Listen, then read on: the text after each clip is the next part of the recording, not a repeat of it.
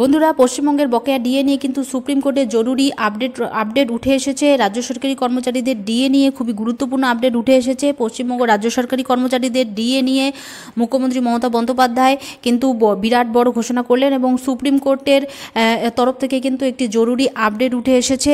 আপনি যদি একজন রাজ্য সরকারি কর্মচারী হয়ে থাকেন তাহলে আপনার জন্য ভিডিওটি হতে চলেছে খুবই গুরুত্বপূর্ণ। ভিডিওটি আপনারা কোথাও এক সেকেন্ডও স্কিপ না করে প্রথম থেকে শেষ পর্যন্ত অবশ্যই দেখুন। চ্যানেলে ফার্স্ট টাইম হয়ে থাকলে অবশ্যই চ্যানেলটি সাবস্ক্রাইব করে পাশে থাকুন। পশ্চিমবঙ্গ রাজ্য সরকারি কর্মচারীদের ডিএ নিয়ে খুবই গুরুত্বপূর্ণ আপডেট উঠে এসেছে। বন্ধুরা, সেই আপডেটটি আমি আপনাদের সাথে শেয়ার করছি। রাজ্য সরকারি কর্মীদের অ্যাডহক বোনাস বৃদ্ধি বড় সিদ্ধান্ত মমতা সরকারের। রাজ্য সরকারি কর্মীদের মধ্যে খুশির ঢেউ। তাদের অ্যাডহক বোনাস বৃদ্ধি করে ৬,০০০ টাকা করা হলো। স্বাভাবিকভাবেই সরকারের এই নির্দেশিকার পর রাজ্যের সরকারি কর্মীদের মধ্যে খুশির ঢেউ। কারা পাবেন এই অ্যাডহক বোনাস, কত টাকা আগে অ্যাডহক বোনাস ছিল এবং কোন কোন সরকারি কর্মীরা এতে উপকৃত হবেন জেনে নিন বিস্তারিত।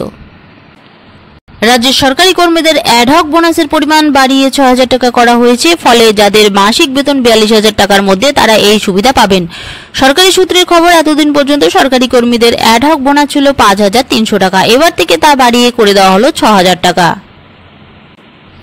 উল্লেখ্য, যে সমস্ত সরকারি কর্মীদের বেতন ৪২,০০০-এর কম তারাই এই সুবিধা পাবেন।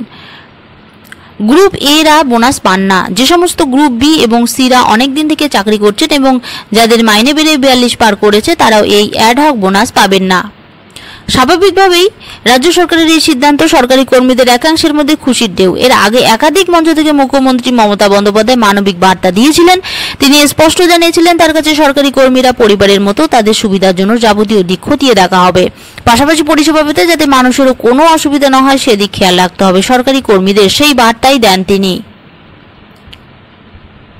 গত বছর বড়দিনের সময় তিনি রাজ্য সরকারি কর্মীদের ডিএ ৪% বৃদ্ধির কথা ঘোষণা করেছিলেন। অন্যদিকে বাজেটেও ডিএর পরিমাণ আরও ৪% বাড়ানো হয়েছিল।